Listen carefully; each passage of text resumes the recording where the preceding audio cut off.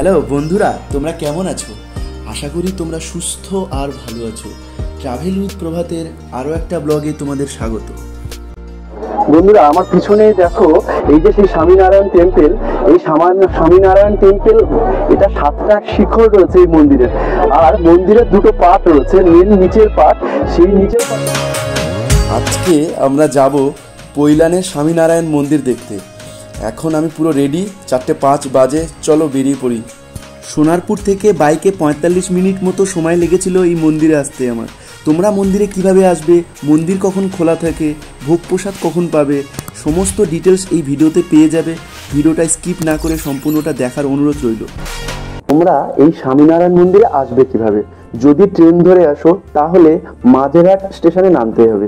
এই মাঝেরহাট স্টেশনে আসার জন্যে শিয়ালদাহ থেকে বজবজ লোকাল ধরো, 8 ঘন্টা মতো সময় নেয়, মাঝেরহাট স্টেশনে চলে আসো। আর বলি, দমদম, কল্যাণী বা রানাঘাট থেকে এই সরাসরি মাঝেরহাট স্টেশনে আসার ট্রেন পাওয়া যায়। এই মাঝেরহাট স্টেশনে আসার পর স্টেশন থেকে জাস্ট বের হয়ে অটো পেয়ে যাবে একদম সরাসরি স্বামীনারায়ণ মন্দিরে আসার জন্য। এবার বলি, যদি তোমরা মেট্রো ধরে আসো তাহলে মহানায়ক উত্তম কুমার স্টেশনে নামো, 1 নম্বর গেট দিয়ে বের হও, একটু হাঁটো, দেখবে মহানায়ক উত্তম কুমারের স্ট্যাচু আছে। ঠিক ওর পাশ থেকে অটো যাচ্ছে বেহালা চৌরাস্তার মোড়, ওখানে চলে আসো। এখান থেকে অটো বা বাস পেয়ে যাবে, সময় খুবই কম লাগে স্বামীনারায়ণ মন্দিরে আসার জন্য। এবার বলি, যদি তোমরা বাস ধরে আসো তাহলে একটা বাস আছে 235 নম্বর বাস, যেটা ফুলবাগান মেট্রো স্টেশনের সামনে থেকে এখন ছাড়ে। এই বাসটা শিয়ালদাহ এনআরএস এর পাশ দিয়ে আসে। এই বাসটা ধরে নাও, 45 মিনিট থেকে 1 ঘন্টা সময় লাগবে, 20 টাকা মতো ভাড়া নেয়। একদম সরাসরি স্বামীনারায়ণ মন্দিরের সামনেই বাসটা নামিয়ে দেবে। যদি তোমরা হাওড়া থেকে আসো তাহলে আমতলা আসার যে সিটিসি গুলো আছে সেই সিটিসি গুলোকে ধরে নাও।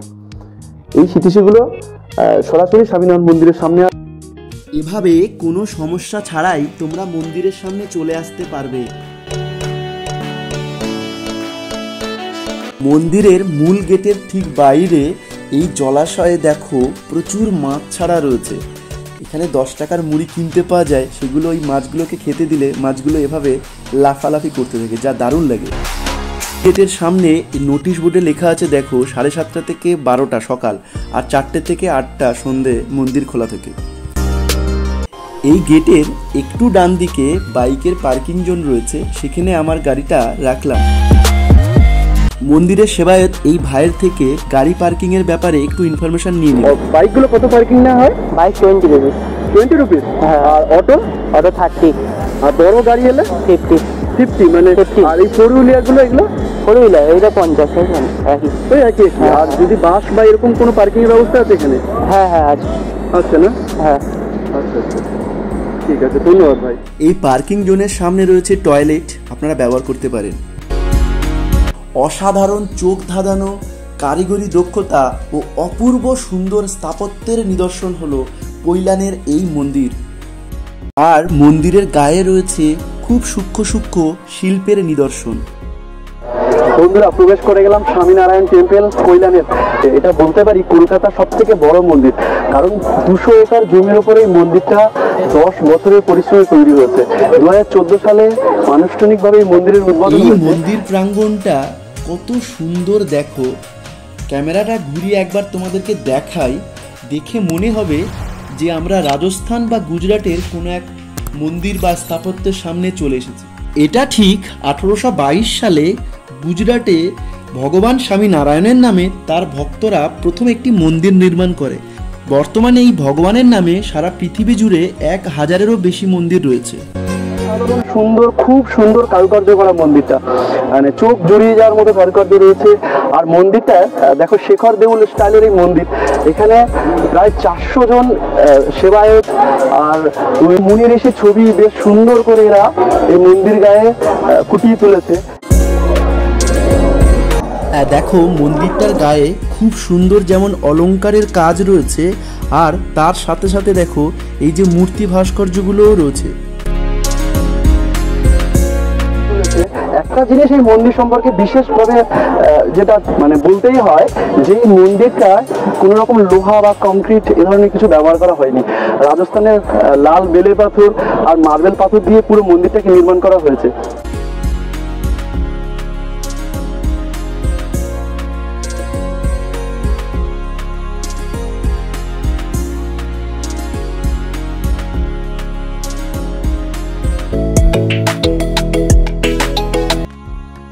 স্বামীনারায়ণকে উৎসর্গ করা এই মন্দিরটা নিয়ে একটা কথা আর কি প্রচলিত আছে যে স্বামীনারায়ণ 1781 থেকে 1830 এরকম সময় কোন এক সময় তিনি গঙ্গাসাগরে ভ্রমণে গেছিলেন কপিল মুনির আশ্রম দেখতে।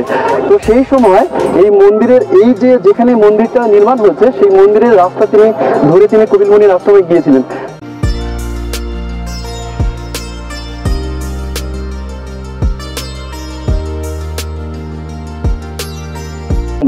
আজকে রবিবার তাই একটু ভিড় আছে, প্রচুর মানুষ এসছে মন্দিরটাকে দেখার জন্য। এরকম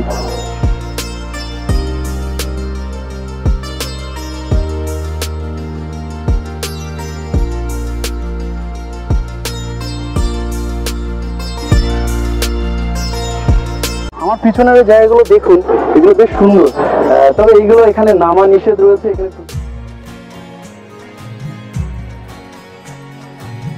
5:47 বেজে গেছে, সূর্য অনেকটাই ডুবে যাওয়ার মতো অবস্থা। তাই মন্দিরটা মানে না হলে একদম দুপুরের রোদ যখন এই মন্দিরের উপর পড়ে তখন দেখতে বেশ সোনালী রঙের লাগে, মানে চকচক করে যেন সোনার মন্দির।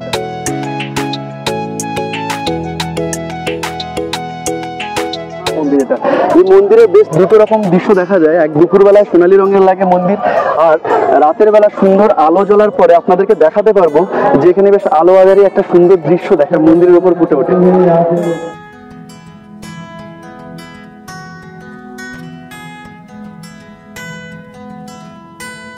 দেখুন এইগুলো পরপর বসার জায়গা করে দেওয়া আছে মন্দিরের পাশটাতে।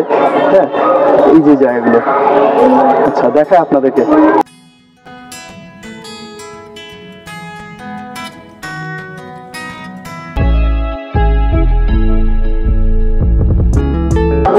জুতো রাখার জায়গায়, এখান থেকে জুতো রাখতে চাইলে জুতো রাখতে পারো, সেখানে পয়সা দিতে হবে না আলাদা করে।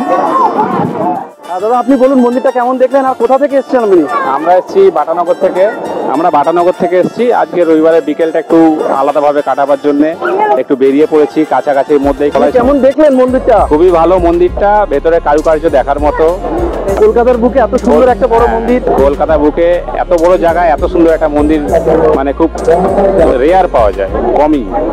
আচ্ছা আচ্ছা, না বললেই নয় যে এত সুন্দর মন্দিরটা মানে না দেখাটাই একটা ভালো জিনিস মিস করা। আচ্ছা বৌদি, আপনারা খুশি হয়েছেন মন্দির দেখে? একদম একদম। আজকে আমার হাজবেন্ড সানডে দিনে আমাকে নিয়ে এসছে আর এই বাচ্চাদের নিয়ে এসছে, আমি খুব হ্যাপি। আর মন্দিরটা খুব সুন্দর। আচ্ছা আচ্ছা, কি রে বাবু, খুশি হয়েছিস তো? খুব সুন্দর মন্দির না? মন্দিরটা খুবই সুন্দর, ঘুরে ভালোই লাগে, খুব ভালো লাগছে। চারিদিকটা বেশ সুন্দর করে গাছপালা দিয়ে একদম পরিষ্কার পরিচ্ছন্ন, কি বল? হ্যাঁ, আচ্ছা ডেকোরেশনটা হেভি মন্দিরে। আচ্ছা আচ্ছা আচ্ছা। এই মন্দিরে দুটো পার্ট রয়েছে, এটা হচ্ছে ওপরের পার্ট, এর নিচের পার্টটা হচ্ছে মন্দিরের গর্ভগৃহ।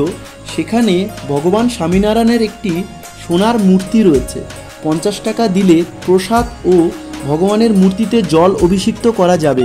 100 টাকার বিনিময়ে এখান থেকে মন্দিরের প্রসাদ কিনতে পারবেন।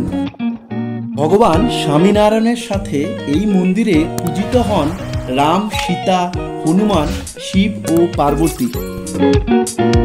ভোজনালয়ের ঠিক সামনে বহু কিছুর সমন্বয়ে এই বিপণনী কেন্দ্রটি রয়েছে। প্রভু স্বামীনারায়ণ সম্পর্কিত বই পেয়ে যাবে এখান থেকে। এটা চাটনি, আচার এই জাতীয় হার্বালের দোকান। এর ঠিক পাশে আছে, এটা দেখো, এটা পোশাকের একটা দোকান। এখান থেকে পোশাক কিনতে চাইলে পেয়ে যাবে। ঠিক গর্ভগৃহে এমনই একটি স্বামীনারায়ণের সোনার মূর্তি রয়েছে। এখান থেকে একটা ধূপের প্যাকেট কেনা হলো। এর ঠিক পাশেই রয়েছে এই গোদান গোসেবা কেন্দ্র। একটি গরুর খাওয়ার জন্য প্রতিদিন 200 টাকা হিসেবে আপনি দান করতে পারবেন। এখান থেকে এর সম্মুখে থাকা এই ভোজনালয়ে আমরা চলে এসেছিলাম। এখানে প্রথমে কুপন কাটাতে হবে। কুপন কাটার পর সেই কুপন ধরে ডাকলে আপনি আপনার জিনিসটি পেয়ে যাবেন। এই কক্ষটি বেশ বড়। তো একটা জিনিস আপনাদেরকে বলে রাখি যে এই জায়গাটাতেই কিন্তু ভোগ প্রসাদ পাওয়া যায়। আর এই ভোগ প্রসাদের জন্য 140 টাকা এরা কুপন কাটাতে হয়, সেটা 11:30টার মধ্যে অবশ্যই এসে কুপনটা কাটিয়ে রাখবেন। আর 11:30টার পরে মানে 11টা থেকে এই কুপন থেকে খেতে দেয় আর কি। তো এবার আমি বলে রাখি যে কুপনে যে 140 টাকা খাবারটা শুনেছি খুব ভালো, আমরা সন্ধ্যাবেলা এসে তো খাবার তো খেতে পারবো না, স্ন্যাক্স খাচ্ছি। এই যে ঢোকলাম, আরও কিছু খাবার বাড়ির জন্য নিয়ে যাবো। দারুণ টেস্ট। বন্ধুরা, এই ব্লগ ভিডিও ভালো লাগলে চ্যানেল লাইক, শেয়ার আর সাবস্ক্রাইব করো। আবার দেখা হবে ট্রাভেল উইথ প্রভাতের অন্য ব্লগে। ততদিন সবাই সুস্থ আর ভালো থেকো।